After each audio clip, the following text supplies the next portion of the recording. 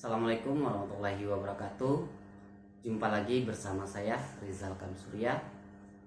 Pada video kali ini saya akan berbagi dengan Anda semua bagaimana cara menulis bab 2 atau kajian teori pada skripsi. Pastikan Anda menonton video ini tanpa skip sehingga bisa menjadi inspirasi buat Anda dalam proses penyelesaian skripsi Anda.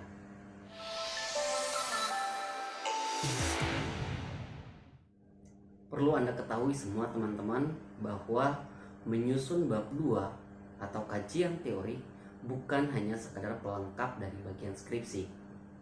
Kebanyakan mahasiswa berpikir bahwa menulis bab 2 atau kajian teori hanya sekedar mengutip pengertian atau definisi dari berbagai ahli terus dipindahkan ke dalam bab 2 kita. Bukan seperti itu tentunya. Apalagi sampai hanya sekedar memindahkan hasil pikiran orang dari artikel, buku, ataupun media lainnya ke dalam tulisan kita. Ketika itu terjadi, maka tentunya akan sangat berdampak fatal terhadap penyelesaian skripsi kita. Lagi bagi Anda yang melaksanakan penelitian kuantitatif, kajian teori menjadi bagian yang sangat fundamental pada penyusunan skripsi. Karena kenapa? Dalam penelitian kuantitatif, yang kita lakukan adalah menguji kebenaran suatu teori ataupun mengaplikasikan teori yang sudah ada sebelumnya. Oleh karena itu, ketika kajian teori tidak dilakukan dengan kuat atau dengan baik, maka bisa dipastikan hasil yang akan kita peroleh akan sulit menggambarkan kondisi faktual yang terjadi di lapangan. Apa saja yang perlu kita tuliskan dalam kajian teori kita? Berikut penjelasannya. Yang perlu Anda pahami bahwa dalam menulis kajian teori memiliki 3 tujuan utama. Yang pertama, teori merupakan sumber utama untuk menjelaskan permasalahan penelitian dan variabel penelitian kita. Oleh karena itu, dalam menuliskan teori, kita perlu mendefinisikan apa saja variabel yang akan kita teliti. Ketika kita menjelaskan tentang variabel, kita jangan hanya menuliskan definisi variabel X misalnya dari ahli A, ahli B, ahli C. Namun lebih dari itu, kita harus membuat sintesa untuk menjelaskan pengertian dari variabel X itu dalam konteks penelitian kita seperti apa. Hal ini tentunya harus disesuaikan dengan tujuan penelitian kita, sehingga kita memiliki penjelasan tersendiri mengenai variabel tersebut. Penjelasan ini bisa merujuk pada satu ahli ataupun merupakan gabungan dari beberapa ahli. Hal ini tentunya yang perlu Anda definisikan berdasarkan konteks dan tujuan penelitian Anda. Yang kedua, hasil kajian teori merupakan sumber utama pengembangan hipotesis. Jadi, hipotesis itu dikembangkan bukan berdasarkan judul penelitian kita, namun berdasarkan hasil kajian teori yang kita lakukan. Kita tidak dapat merumuskan hipotesis misalnya variabel X berpengaruh terhadap variabel Y jika tidak ada teori yang mendasarinya. Demikian pula jika kita merumuskan bahwa variabel Y berpengaruh terhadap variabel Z, itu bisa kita lakukan jika ada teori yang mendasarinya. Oleh karena itu, pastikan bahwa Anda melakukan atau mensintesa teori dengan baik. Nah, teori ini bisa bersumber dari artikel ataupun buku-buku yang relevan dengan variabel penelitian Anda.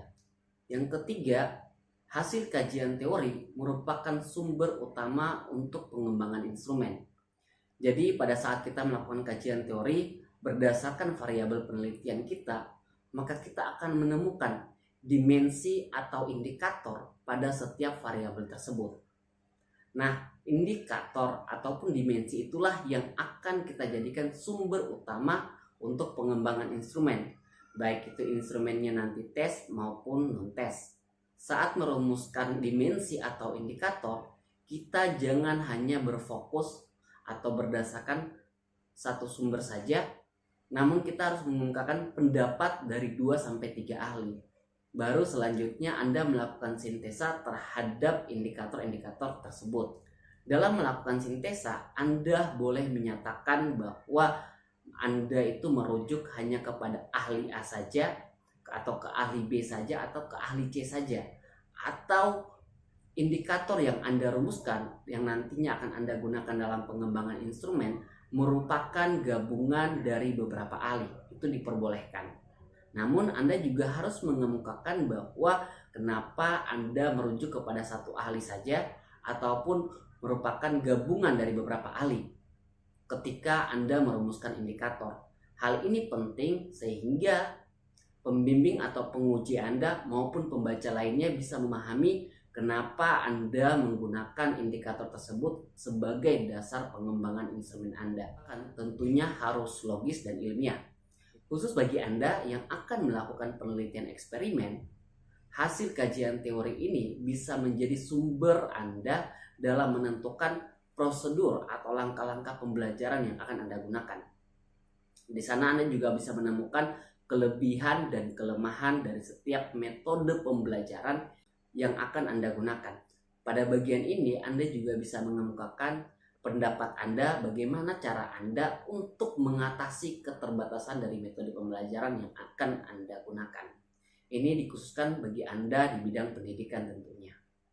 Hasil kajian tersebut itulah yang akan Anda gunakan untuk bab 3 atau khususnya pada bagian prosedur penelitian Anda. Dari penjelasan ini tentunya terlihat bahwa penyusunan kajian teori menjadi sangat penting buat kita karena sangat berdampak terhadap kualitas bab 2 kita maupun metode penelitian yang akan kita gunakan di bab 3. Demikian tahapan untuk menulis kajian teori. Pastikan semua aspek di atas itu termuat dalam skripsi Anda sehingga Anda tidak akan kesulitan dalam menuliskan bab 3 Anda. Karena yang pasti bab 1, bab 2, dan bab 3 haruslah sinkron nantinya. Demikian video pembahasan kita pada hari ini. Sampai jumpa di video selanjutnya.